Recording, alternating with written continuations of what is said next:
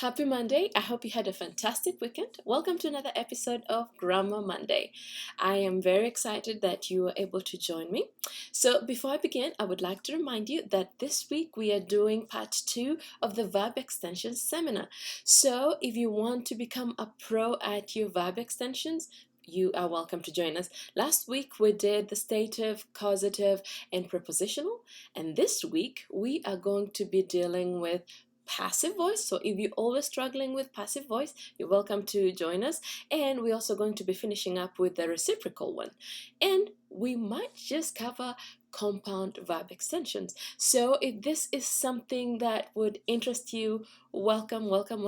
As usual, just go to the link in the bio and you will have all the information that you need.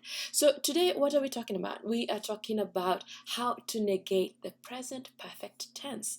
What tense is that? Well, wait and see. I hope you enjoyed, and I will talk to you again soon. As mentioned earlier, in this video, we are going to be talking about how to negate the present perfect tense. But before we do that, how about we take a look at what exactly the present perfect tense is? So this is the tense that we use to show an action has just been completed. Okay? So in English, you'll probably identify it by sentences that have, like I have eaten, I have read, I have seen her. Okay, so it's not quite past tense, because past tense usually the action has been completed for quite some time, but the present perfect tense, it has been completed in the recent past. Okay, so we usually indicate this by the verb by the tense marker me. So for instance, for this particular sentences that we have, we could say something like nime kula, nime soma, nime mwona. Okay, so this is how we work with the present perfect tense. Quite straightforward. So in our sentences here we have nimesoma, umeimba, amependa. So I have read, you have sung, and he or she has liked or loved. But like I said, today we are simply focusing on how to negate this tense. So you probably know this, or you might have forgotten. We simply change the me into ja.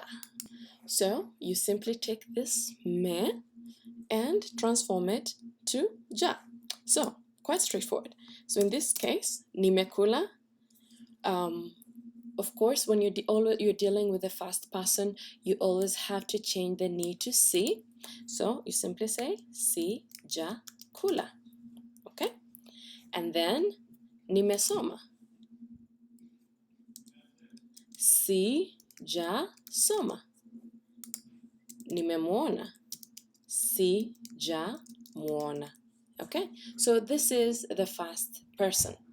Second person, let us change this to second person so that we see how that works.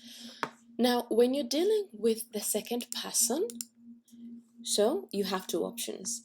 You can say ha u ja kula, but for many times you'll find that that is usually just eliminated and it becomes hujakula. So if you happen to encounter haujakula or hujakula, they're all standing for the same thing.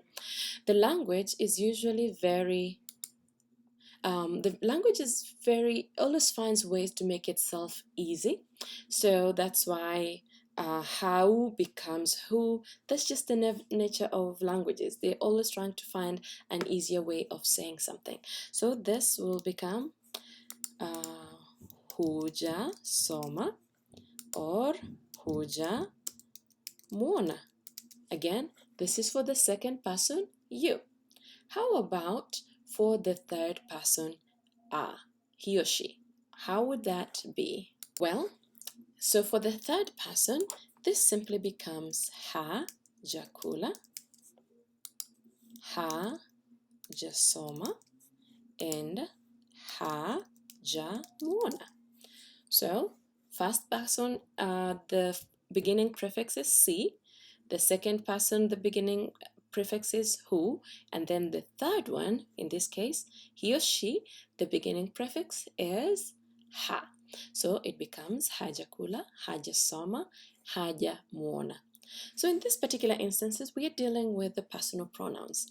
Now, if you're trying to work with inanimate objects, then you have to remember their different noun classes.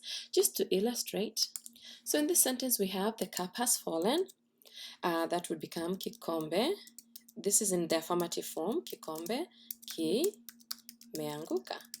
Now, if we're going to negate that, it's simply kikombe hakijaanguka. So we always have to honor that subject prefix, ki. Hakijaanguka. All right, so let's go over here and complete our chart. Nimesoma in its negated form is sijasoma.